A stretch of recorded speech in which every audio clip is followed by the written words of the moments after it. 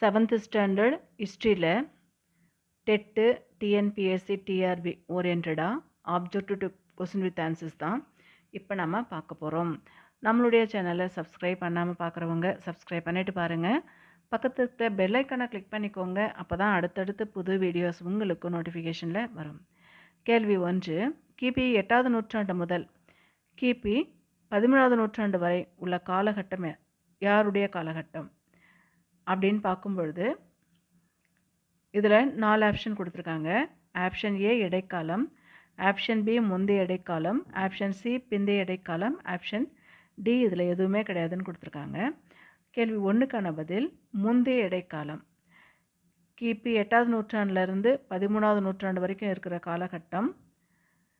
இதில் ஆன்சர் முந்தைய காலகட்டம். கேள்வி 2. பிரத்திகாரர்களுடைய கடைசி மன்னர் யார்? பிரத்திகாரர்களுடைய கடைசி மன்னர் இதில் 4 ஆப்ஷன் கொடுத்துருக்காங்க.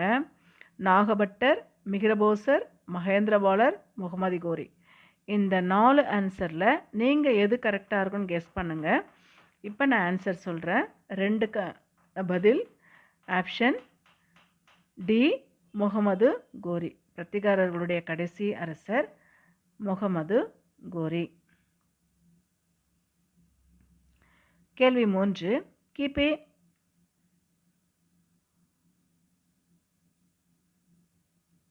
1018 பிரத்திகாரர்களை தோற்கடித்தது யார்?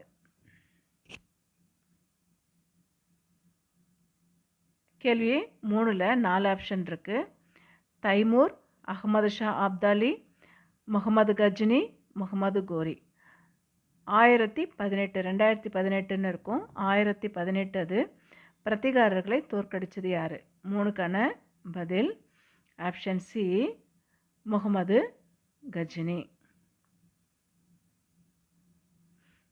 கேள்வி 4. வங்காளத்தில் பாலர் மரபை தோற்றுவித்தவர் யார்?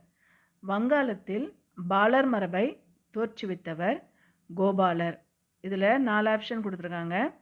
தேவபாலர், தர்மபாலர், கோபாலர், தேவ மகிபாலர் கொடுத்துருக்காங்க. வங்காளத்தில் பாலர் மரபை தோற்றுவித்தது கோபாலர். சி தான் கரெக்ட். கேள்வி 5. வங்காளத்தில் பாலர்களுடைய வீழ்ச்சிக்கு காரணமானவர் யாருன்னு கொடுத்துருக்காங்க.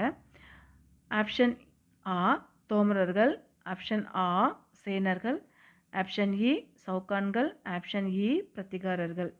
இதில் யார் பாலர்களுடைய வீழ்ச்சிக்கு காரணமானது அப்படின்னு பார்க்கும்பொழுது சேனர்கள். ஆப்ஷன் ஆ தான் கரெக்ட். சேனர்கள் தான் கரெக்ட்.